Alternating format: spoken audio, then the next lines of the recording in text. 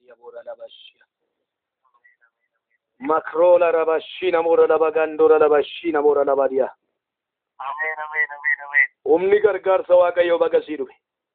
Amen, amen, amen, amen. Maqaa kee irraa kaasiitii waan Waaqayyo siif oolemee nu dhugaa ba'ii amma gaa waraabamaa jira waan ta'eef Waaqayyo gooftaan si haa eebbisu dhuga baatiin kee amma waraabamaa jira Waaqayyo wanticha rukuteera Waaqayyo si haa eebbisu. Amen. Mee maqaa kee irraa kaasiitii akkatti sii kadhatame gabaabsi dhugaa ba'ime. Ani maqaan koo Taaddasee Bagan jedhama. Eessi Taaddasee? Godina Iluu Abbaa Booraa Aanaa Bu'eerra. Eessi? Ani akka dingataa onlaayinii irratti sin argee kadhannaa onlaayinii irratti. Eessi?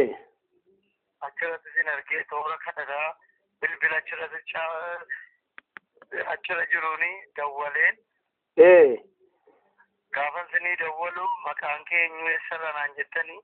Maqaan biyyaan jiruun sinitti mee. Naa kadhadhaa nama waaqaa isiniin jennaan.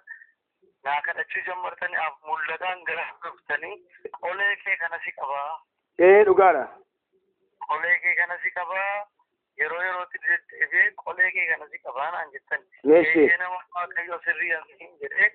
Mana qorichaa dhaqeera dhuguma itti yeroo sana dhugaa ba'uu jalqabde sirriidha.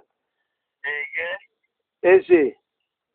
Maaltu si bira jira amma dibanni si bira jira wanta akka bishaanii maaltu si bira nannaan dibata harkifoo keessa jira isiniin jedhe. Dhugaadha. Dibata sana irratti kadhattanii. Dhugaadha. Dibata sana qolee kee kanatti dibattaa naan jettan. Dhugaadha. Guyyaa afuraffaarra dhuga baatiidhaaf addeebii naan jettanii naa kadhattan. Dhugaadha guyyaa sadii gidduutti irraa kaasaa dibatuma kanaa dibatu naan jedhe Waaqayyo. Eessi?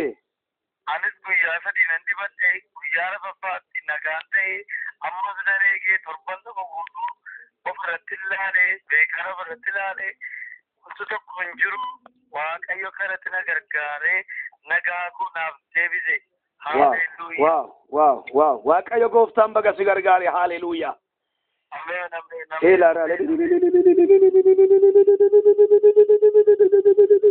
Waaqayyo galata duwwaa barbaada. Namoonni baay'een fayyina barbaacha gastaawusii qabatanii tiraanspoortii mee qabaatanii iddoo garaagaraatti fayyina barbaadu. Waaqayyo garuu manuma keetti si fayyise.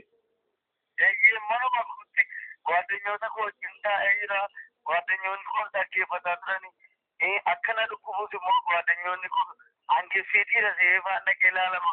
Gaafa qolee koo kana na qabu baay'ee na qaba.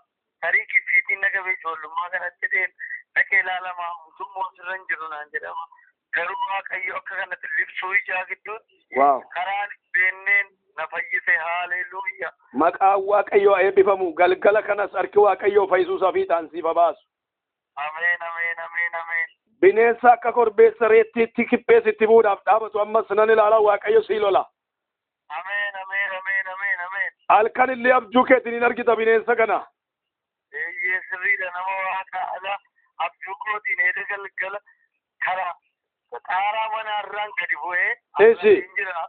Halkan sa'aatii torbatti harki koo miilli koo naafatee bineensuma korbeessuma reetti jala fakkaata. Na nyaachuuf natti ka'a. Ani waa danda'ee waliin ka'u achuma ciiseen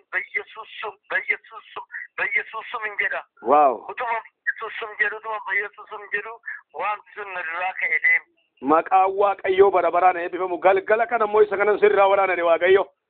Ameen, ameen, ameen. Harka keessa mirgaa ol kaafadhu maqaa gooftaa Yesuusiin galgala kana mirgi kan kooti jedhi. Mirgi kan kooti. Waaqayyo mirga naa kenneera jedhi.